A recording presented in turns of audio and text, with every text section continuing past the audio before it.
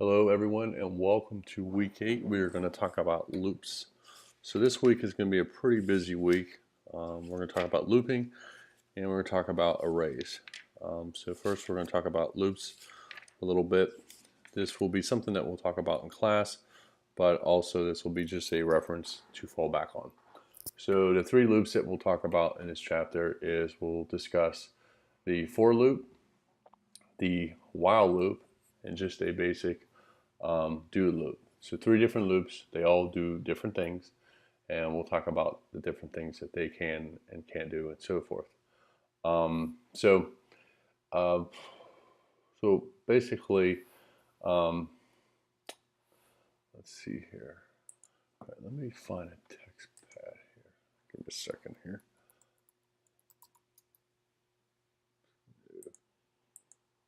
All right, so on the screen, just to take notes, what is a loop? A loop basically is a repeat execution of code, of a source code in a block at a number of times. So think about it is if you were counting, why would you need to use a loop? Good question. So let's say hypothetically you're a big company like an Amazon.com. So Amazon.com has what?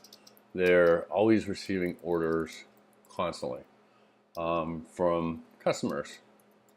We're at 70 plus countries. So they're getting orders from all these countries constantly, right? So they need to be able to receive those orders. So why would they use a loop?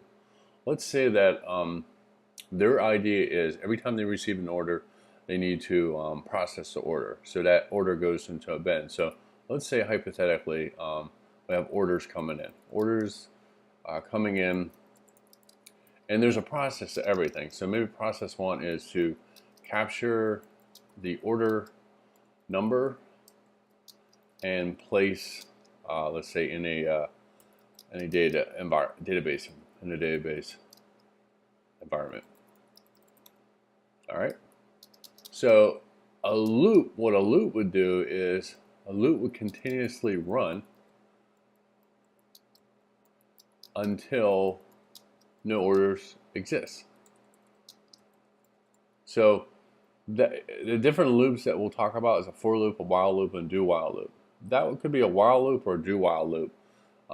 Because a for loop, you tell it to start from somewhere and end, but on a while, you say, do while blah, blah, blah, and you might have a do while order or item is greater than 0, and it'll just continuously go on and on and on.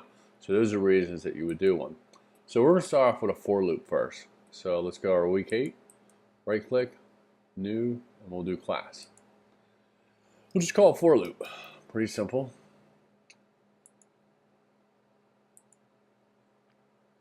Now, as I said, we're going to practice this all in console because it's easy for quick and go things.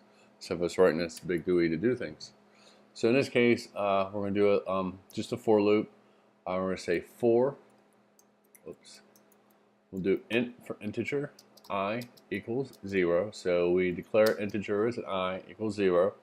We'll say I is less than 10. And then we'll end it with a quotation mark and semicolon, and then we'll do I++. Okay.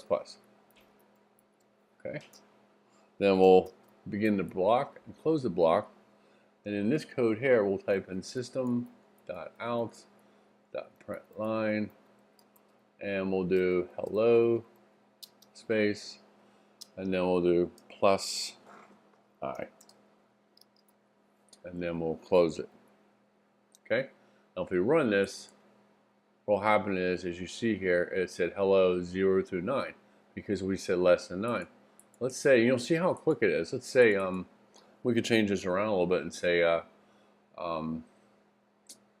we have, let's see, Amazon has received order number, and then we'll have the order number and we're going to say 100, less than 100. So if we run it now, boom, it ran really quick. You see that?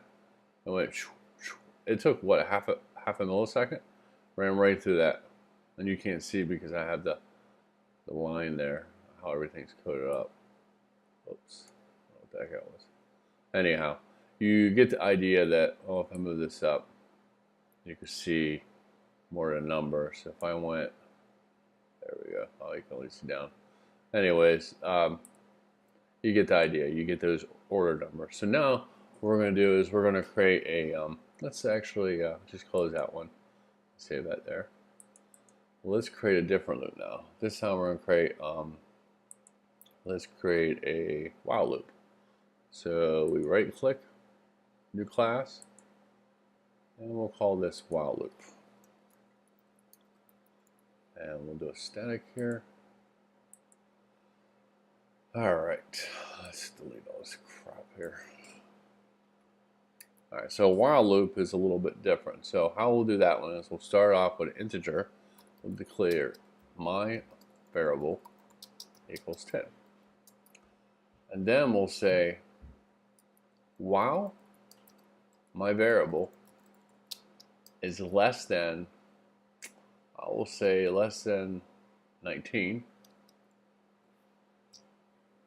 We'll do a semicolon here, or not a semicolon, but a block. And then what we'll do is we'll type in a system.out.println, stuff we've already did. We'll say value of my variable plus my variable. And we'll end it. So now we're printing it out on the line. Apparently I spelled it wrong, maybe. I don't know. Oh, okay, I know what it is. Plus, I know what it is. I did. Let's see. Value of my variable is. Oh, jeez. Control Z. Let's see here. Quotation plus my variable. All right, that's better. Didn't have it right. So now we print it out. Now we have to do my variable because we have to add 2 times so it'll reiterate. And then we'll do system.out.println, and we'll do a new space. So when it's done, it'll create a new line. And that should be it, I think. Yeah, that should be it. So let's run that and see what happens. All right, so as you see here, so my value of variable number is 10, 11, 12, and so forth.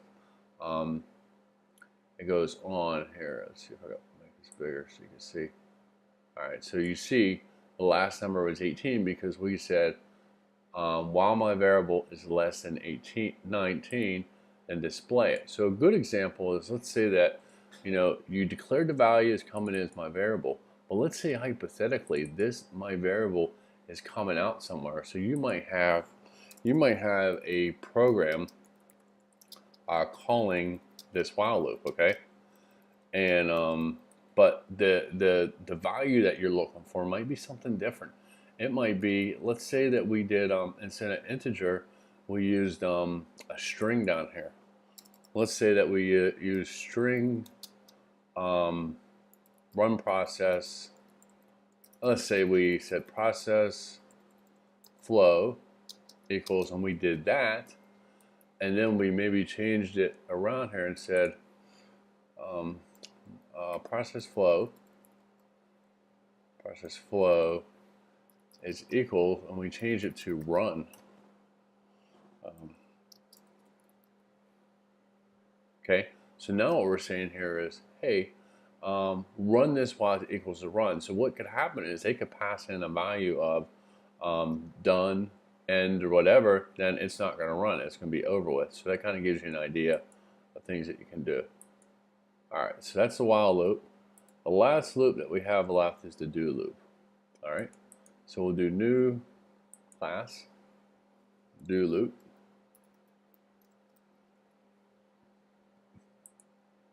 That right there. All right, this is going to be so much different than other ones. All right, so we're going to start right off with do. We're going to say do. do our little bracket, get it started. And this one's easier. System.out.println. We'll say value of my variable plus my variable. We'll do this. We haven't declared anything just yet at this point. Hold on 1 second.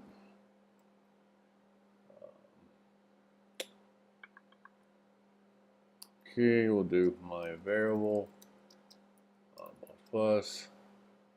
Then we'll say while my variable. Oh, I can spell. It's less than 19.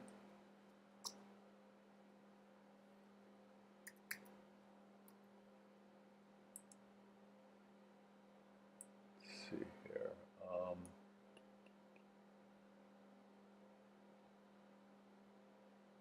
We still have to declare it up here.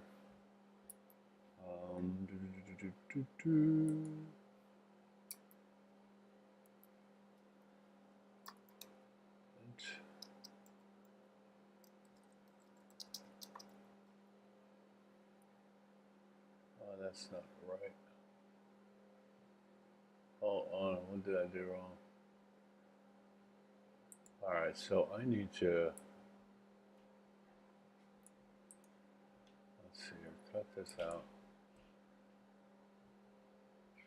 I need to put it above here. Alright, so I needed to put a value up there. So I declare integer, my variable is equals 10.